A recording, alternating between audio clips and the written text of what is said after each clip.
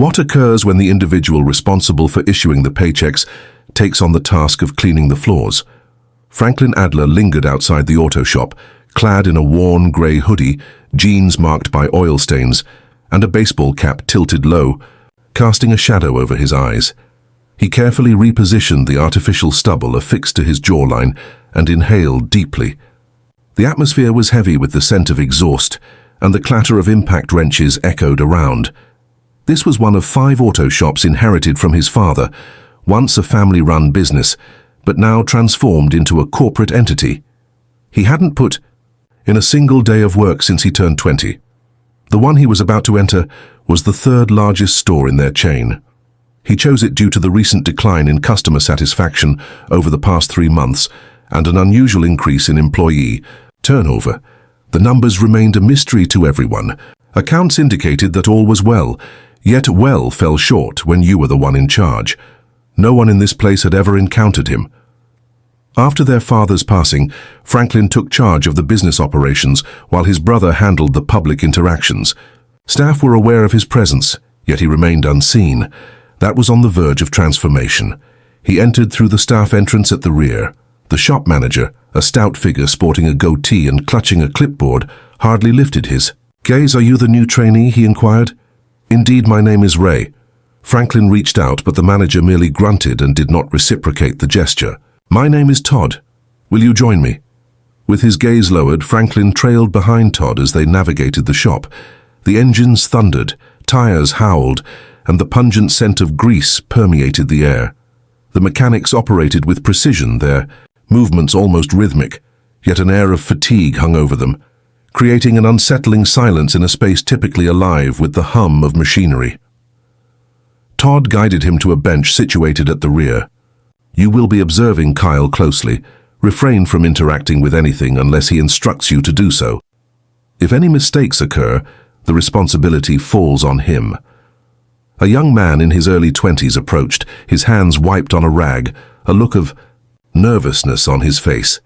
"Is this him?" "Indeed," Todd responded. "Care for him until he decides to stop or gain some knowledge." Then Todd strode away, issuing commands to another technician before vanishing into the office, and Kyle offered a faint smile. "Hello, I'm Kyle. Have you ever had experience working in a shop?" Franklin gave a slight shake of his head. "No, but I'm eager to learn," Kyle nodded. "Understood. Let's begin with something simple. You'll provide me with the necessary tools, observe my methods, and perhaps by next week you'll be ready to tackle tire rotations yourself." Franklin trailed Kyle from bay to bay, observing his careful, methodical movements. He consistently reviewed his work with meticulous care. He elaborated on his process as he progressed, even in the absence of questions from Franklin. The child showed concern. It became evident around noon as voices escalated near the customer waiting area. A woman in her 50s was engaged in a heated discussion with a front desk worker. Franklin observed that no one intervened, not even Todd. The woman finally burst out, her head shaking in disbelief. What was that all about? As they strolled by the desk to collect parts, Kyle dropped his voice, asking Franklin, "That has been occurring with increasing frequency recently. They inflate prices or promote unnecessary items. If a customer disputes, they simply allow him to depart." Franklin tightened his jaw, remaining silent. Just one day in, and he could already see the cracks. Later that afternoon, a new trainee arrived, thin, nervous, perhaps around 18. She was known as Priscilla Vargas. She donned a uniform that seemed slightly off and grasped a clipboard as if it were her armor. Todd gave a dismissive eye roll as he introduced her, instructing her to follow Kyle as well.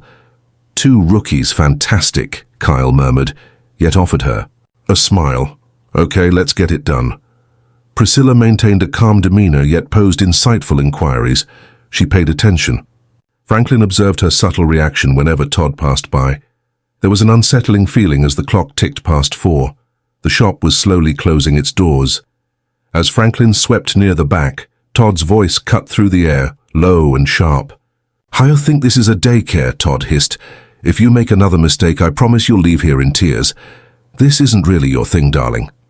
Franklin halted, cautiously glancing around the corner. Todd loomed close to Priscilla, his finger poking insistently at her chest. She remained silent, her gaze fixed on the earth beneath her.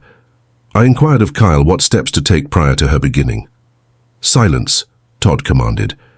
"Text. It doesn't matter what Kyle thinks. When I say jump, you jump." "Understood?" With a racing heart, Franklin felt the weight of the moment as Kyle entered the scene. "Todd," she closed it, "Kyle.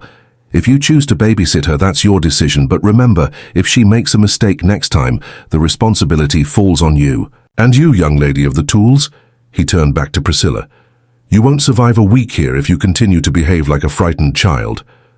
Franklin's grip on the broom grew firmer. He inhaled deeply, compelling himself to stride forward as if nothing had registered, yet within him churned a wave of nausea. He was caught off guard by this turn of events. Strong language perhaps, yet this? Menaces. He discovered a secluded nook behind the tire stacks and rested against the wall. His stomach churned. His father established this business through determination and honor. What had it become? That evening, Franklin found himself in his motel room gazing up at the ceiling. He was haunted by Priscilla's face, unable to escape Todd's voice. No amount of spreadsheets could capture the vision he experienced today. He remained awake, contemplating the work he would tackle again the next day. Explore further. However, in the near future, everything was set to shift, and when it happened, Todd would be caught completely off guard. Franklin made his entrance the following morning, just as the sun began to peek over the horizon. The shop lights illuminated gradually, each flicker creating elongated shadows that danced across the concrete floor. He lingered quietly on an upturned crate by Bay 5, cradling a scorched cup of coffee from the vending machine. The atmosphere was more frigid than it had been the previous day, and it wasn't merely the drop in temperature. The stillness preceding the day's clamor carried a certain heaviness. Kyle arrived a quarter of an hour later, rubbing the remnants of sleep from his eyes, his hoodie zipped up to his chin. He offered Franklin a brief nod. "Are you always up this early?" Kyle inquired, placing his tool bag on the ground. Franklin responded, wanting to sense the atmosphere before it became noisy. "You'll have your fill of that in about 10 minutes, Kyle muttered, cracking his knuckles. "We have 3 oil changes scheduled before lunch, and Todd is already feeling the pressure. There seems to be a delay with the payroll or something similar." Franklin maintained a calm demeanor. "What is the frequency of payroll delays in this place?" "Twice in the past 4 months, Kyle remarked, exhaustion rendering him unable to hold back. "It tends to resolve itself, yet silence prevails until the moment has passed. With time, it becomes familiar if you linger long enough." A few more messages arrived softly, with heads bowed and shoulders drawn in, reminiscent of individuals bracing for an impending tempest. They all averted their gazes, avoiding eye contact. Absolutely no humor. Silence prevails. The soft, persistent buzz of fluorescent lights mingles with the subtle hiss of pneumatic lines coming to life. Priscilla was the last to arrive, entering through the back door with her notepad held firmly against her chest. Her boots hung loosely, and she bore the weary look of someone who had seen too many sleepless nights. One of the seasoned technicians cast a brief glance in her direction before turning away in silence. Kyle approached her and murmured gently. With a nod, she proceeded to follow him to Bay 3. Franklin followed closely, his hands tucked into his pockets. Kyle leaned in closer to Franklin as they strolled, murmuring, "She didn't clock out right yesterday. Todd informed her that it would be deducted from her upcoming paycheck. When I discovered her at the bus stop, tears were already streaming down her face." Franklin remained silent. He was unable to. His jaw throbbed from the tension of keeping his lips sealed. As the morning progressed, the floor transformed into a whirlwind of activity. The trio took turns driving the cars. A battered Civic featuring a fractured serpentine belt, a minivan in dire need of fresh brake pads, and a Dodge truck whose transmission emitted a mournful whine, reminiscent of a creature in distress. Kyle guided each task, explaining the steps clearly and respectfully. He allowed Priscilla the freedom to explore, offering gentle corrections when she faltered. Franklin primarily observed, passed tools, and inquired just enough to seem interested without raising any doubts. In a moment of respite from the flow of customers, they found themselves seated on a concrete step behind the shop. Kyle ignited a cigarette, carefully protecting the flame from the gusts with one hand. "Do you have family here?" he inquired of Franklin. "No, just me," Kyle breathed out. "You're fortunate that my brother is based in Denton. He's in tech as well, but he made the switch to a dealership. Improved compensation, enhanced resources. It's hard to believe, but they actually provide lunch vouchers. Are you considering a departure? At times, however, I have rent to pay, and I would have to invest in entirely new tools if I decided to move elsewhere." He gestured toward a nearby rolling toolbox, indicating that most of these items belong to the shop. "I can't afford to replace them." Franklin nodded slowly. "It appears the turnover here is quite high. Last month we lost 2 guys. One landed a job with the city, while the other simply vanished." Kyle took another drag. "It's hard to fault him. The quality is commendable. It's all the other things that drain your energy." Their conversation was abruptly halted by the jarring noise of metal clattering within, a voice cutting through Todd's thoughts. Franklin rose swiftly, while Priscilla remained by Bay 4, gripping a torque wrench firmly with both hands. A crimson Ford Fusion rested on the lift, its back wheel partially elevated. Todd towered above her, rage etched across his features. "I mentioned that you should torque the lugs in sequence, not in a random order. What do you believe occurs if someone has an accident due to your actions?" "I was attempting to recall the sequence. Your purpose is not to experiment. It is to follow the directives given to you. If you find it difficult to follow basic directions, please exit through that door." Franklin moved ahead, but Kyle gently caught his arm, signaling with a shake of his head. Priscilla stood motionless, her eyes wide with shock, the wrench still clutched tightly in her hand. Todd allowed the silence to linger, heavy and intentional. He abruptly seized the wrench from her grasp and let it fall onto the tool cart, producing a sharp clang. "Reattach the wheel properly, and if there's another mistake, don't return tomorrow." He pivoted sharply and marched toward the office, while Priscilla remained still for several moments. She gradually leaned down, starting the task anew, her hands quivering with uncertainty. "Is that a frequent occurrence?" Franklin murmured, while Kyle lingered in uncertainty. It's in those quiet moments when solitude reigns that the truth often goes unnoticed, as if the world chooses to turn a blind eye to what's really happening. Franklin assisted her in completing the task, remaining silent as they labored together. He passed her the torque wrench at the moment she required it, and she responded with a quiet nod once the task was completed. The remainder of the day unfolded like a prolonged sigh. A customer entered expressing dissatisfaction regarding a brake job performed 2 weeks prior. Todd dedicated 5 minutes to asserting that it had to be driver error before finally agreeing to provide a partial refund. Kyle later informed Franklin that the refund would be deducted from the shop's bonus pool. As the clock approached 5 and they were wrapping up for the day, Franklin's gaze fell upon a clipboard resting on the front counter. A compilation of names and corresponding hours was present. Some were marked through, while others featured handwritten notes alongside them. He acknowledged the names of 2 of the technicians who were absent today. He glanced at the receptionist, a young woman whose weary eyes spoke volumes. A phone, cradled against her shoulder. "What is this?" he inquired, motioning towards the clipboard. "Payroll edits," she remarked, her gaze fixed elsewhere. Todd mentioned that he needed to revise a few entries. "It occurs weekly." Franklin perused the list. Several employees experienced a reduction of more than 10 hours. Some were absent for whole days. A constricting tension settled in his chest. He remained silent. He merely nodded and ambled back to the garage with a deliberate pace. As he walked by Bay 2, he noticed Kyle gathering his things. "Hey," Franklin murmured, his voice dropping to a whisper. "Text," Kyle frowned. "Have you ever taken a good look at your pay stubs? What is the reason? I'm curious if it could be beneficial to take a look."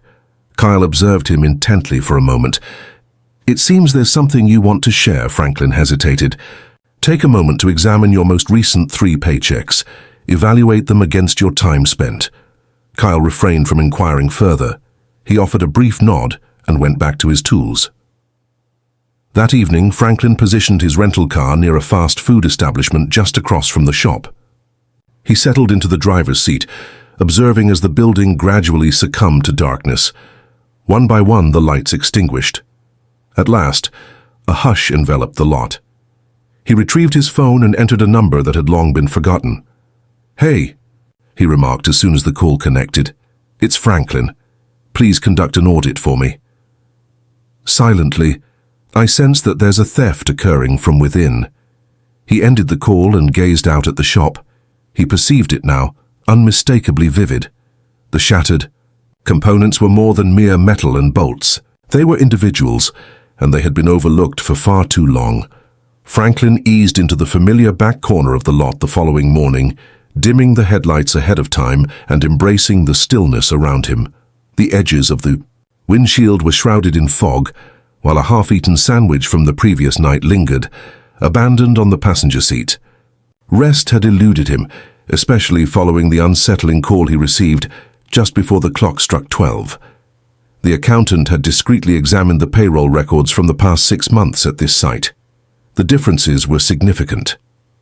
They were ingrained, hours changed, overtime eliminated. Bonuses have been withheld. It was an act of stealing, not solely from the business, but from the individuals who kept it thriving. And the most frustrating aspect? Someone in the building was responsible for it. He exited the vehicle and made his way to the entrance of the service bay. The dawn had yet to break, yet the first shift was making its way in. Kyle arrived on foot from the bus stop, his hands rubbing together for warmth, the sleeves of his hoodie damp. He spotted Franklin and approached him. "You were right," Kyle said, diving straight in. "I took a glance last night. I find myself lacking. At least 15 hours for both this month and the previous one. It has deteriorated." Franklin gave a single nod. "Have you spoken to anyone else?" "I brought it up to Layla. She has also experienced time loss, as she mentioned when she previously brought it up. Todd mentioned that she might have overlooked clocking in."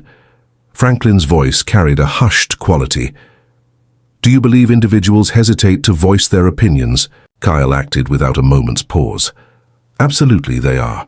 Once you earn a reputation as a troublemaker in this place, your time here is limited. These positions are essential for individuals. We don't really have any other options available at the moment." Franklin cast his gaze toward the building. "Have you ever looked at the actual time logs, the unfiltered data?" Kyle shook his head in disbelief. "Access is limited to Todd alone. That decided everything." They entered side by side. Franklin veered towards the tool racks, maintaining the facade. Yet his thoughts raced ahead. He required just one additional Sedese, merely one more to capture every detail. Then he would take action. By mid-morning, the atmosphere in the shop had transformed. Layla, a lean mechanic marked by burned scars on her forearms and weary eyes, trapped Franklin by the parts cabinet. "You, Ray?" she inquired, her voice barely above a whisper. He gave a slight nod. Kyle was inquired about the hours. "Are you investigating something?" Franklin hesitated before responding. She glanced around, quietly trying to grasp what was unfolding. "My hours were reduced on 2 occasions. I have spent nearly 7 years in this place. When I expressed my concerns, Todd remarked that I should consider myself fortunate to still be employed." Franklin maintained an expressionless demeanor. "Have you ever gone beyond him?" "To whom?" "No one pays attention. I once sent an email to corporate. No alterations occurred. Received a formal reprimand 2 days later for defying authority." She turned, away before he had the chance to continue. Franklin occupied his lunchtime outside, perched on the curb next to the dumpster, feigning a meal as he observed Todd through the break room window. He chuckled with someone on the line, feet propped up on the desk, clipboard resting on his knee. He waited by the same clipboard where Franklin had observed the modified timesheets. Observed. As the day drew to a close, an unexpected event unfolded. A customer burst through the front doors, face flushed and clutching a crumpled receipt. "This indicates that I have paid for a tire rotation. I did not receive one. The person assured me they would handle it, and now I'm facing uneven wear on the left side." Todd remained seated in his chair. "My dear sir, if it is not documented in the work order, then it simply did not occur. The gentleman gestured toward the receipt. "Here it is, detailed for your convenience. $45. "That's an error. Your refund will be processed. I prefer not to receive a refund." "I expect to receive the service I paid for," Todd shrugged. "Our schedule is completely full. Return next week." "What type of operation is this?" Todd rose to his feet. "Sir, if you insist on continuing to raise your voice, I must kindly request that you exit." Franklin advanced a step closer. "I will handle it." Todd pivoted, taken aback. "You are in the early stages of your journey. Keep your distance. I possess the knowledge to rotate tires." Todd advanced a step nearer. "You lay a finger on that car and it's over for you." Franklin locked eyes with him. "Then go ahead and fire me." Silence enveloped the room. Todd's jaw clenched, yet he remained silent. The customer hesitated, a flicker of doubt crossing their face. Franklin glanced in his direction. "Drive into Bay 4. I will handle it immediately. Complimentary." The man paused for a moment, then stepped outside. Todd remained still. He simply observed as Franklin faded into the bay. As dusk settled, Franklin lingered, biding his time until the shop was devoid of customers. He quietly entered the front office, taking care to avoid causing any disruption. The drawer of the desk stood ajar, its lock unfastened. Within the confines of the room, he discovered the clipboard. The sheets were just as dreadful as he recalled. Handwritten notes by Todd, striking through hours, recalibrating totals, jotting down details, neglecting to record clock-in times next to names. He captured images of each page. He then powered on the computer. The login has been successfully saved. Todd didn't even take the time to log out. Franklin accessed the timecard software. A record of revisions lay before me. Every modification linked to Todd's username, a multitude of them. He retrieved the files from his coat pocket, transferring them onto a flash drive before smoothly returning it to its original spot. The following morning, he chose not to wear the overalls. He entered the room clad in a sleek black button-up shirt and tailored slacks, devoid of any cap or stubble, simply being himself. The majority of the crew glanced upward, bewildered. Kyle gazed intently. Ray Franklin met his gaze directly. "I'm Franklin Adler. This shop is mine." The stillness enveloped the space, heavy and palpable, as if a tool had clattered to the ground. Todd emerged from the office, his mouth agape. What on earth is happening? Franklin glanced in his direction.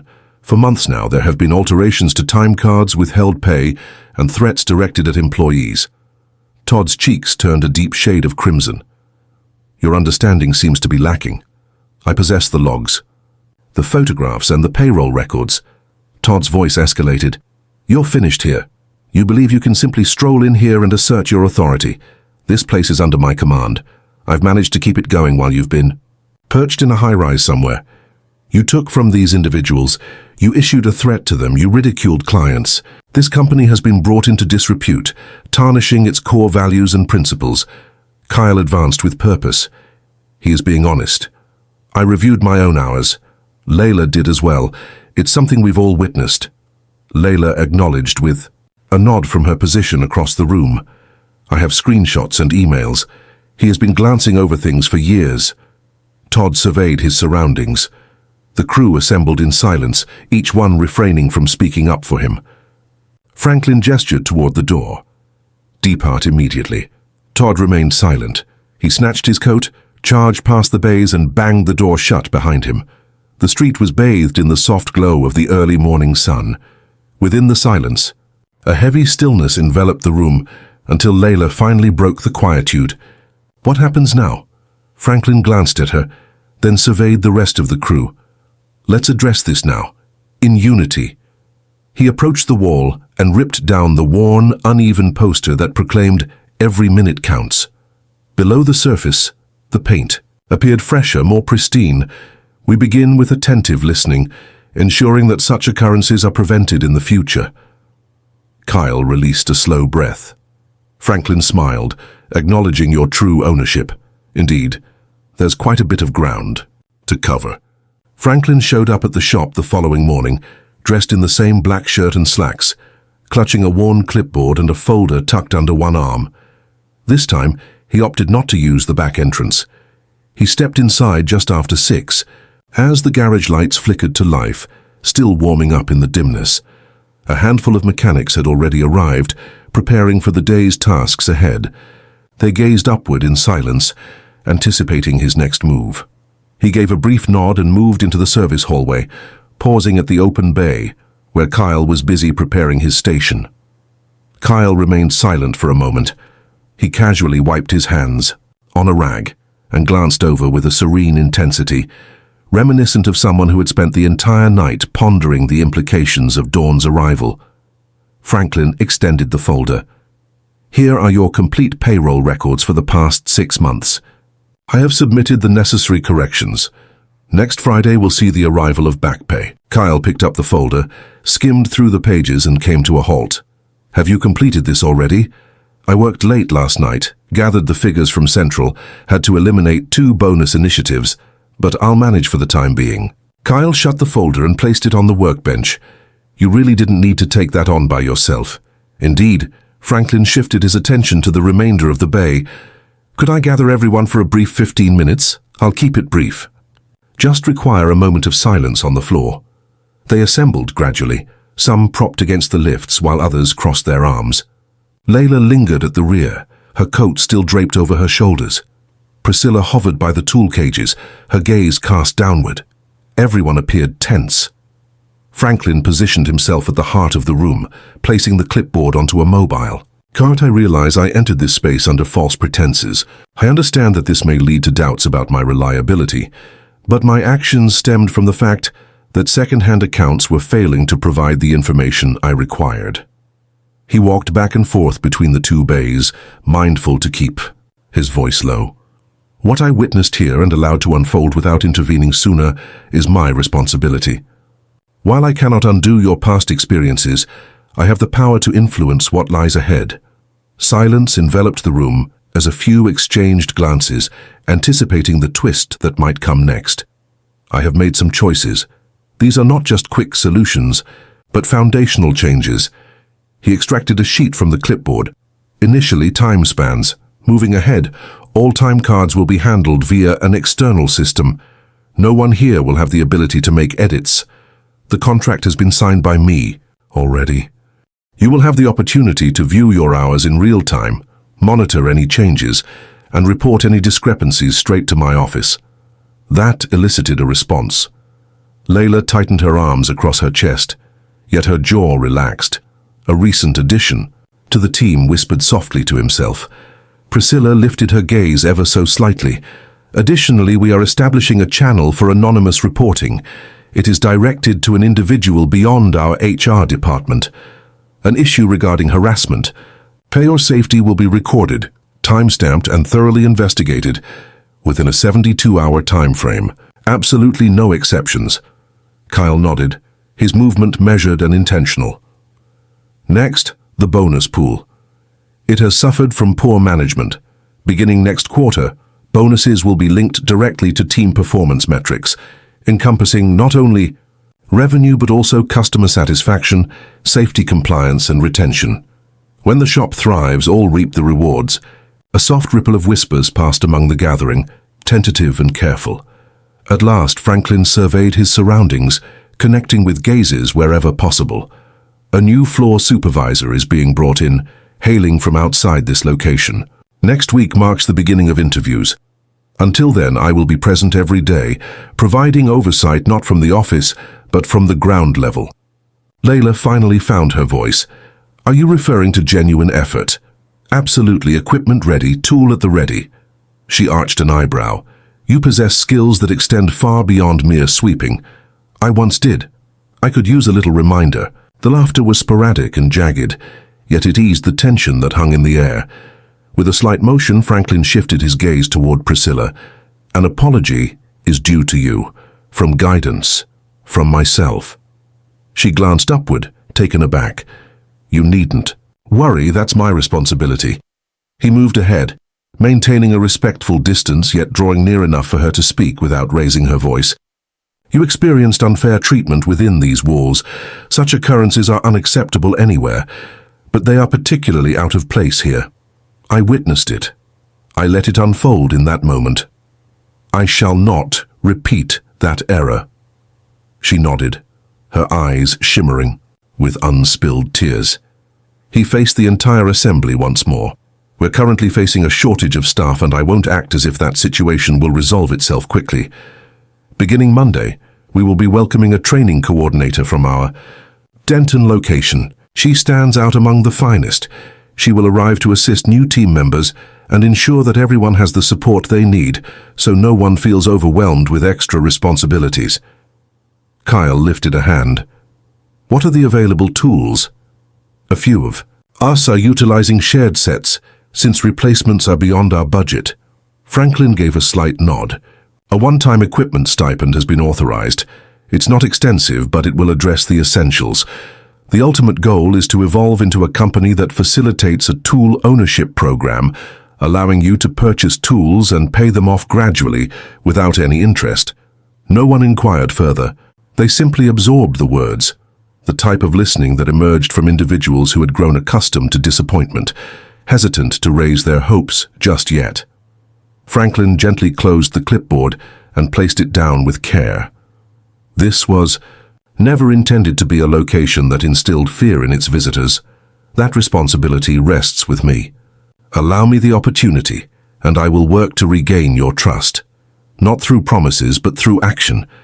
The meeting concluded seamlessly, individuals returning to their tasks without any prompting. Franklin allowed them to proceed without interruption. He swiftly took a rag and made his way to Bay 1. Kyle met him at the air compressor. Are you really committed to remaining on the floor? I brought my own pair of gloves. Kyle let out a laugh, this time truly sincere. Begin with the Tahoe located in Bay 2. Requires a water pump and a belt tensioner. Franklin gave a slight nod. Could you please direct me to the location of the gasket? Scraper. By mid-afternoon, he found grease beneath his nails, calluses beginning to form where his fingers had long been absent from a wrench, and a subtle ache nestled between his shoulder blades. It had been years since he last laid hands on. An engine, a distant memory from his early 20s. All sensations seemed to drag on. Yet it was genuine. As he entered the break room just before closing time, he found Priscilla seated by herself, a half-eaten sandwich in front of her, and a worn guidebook on engine diagnostics open beside her. She cast a wary look upward as he settled into the seat opposite her. Are you committed to it? He inquired. I'm not sure. She shut the book. I appreciate the effort, but it didn't quite align with my expectations.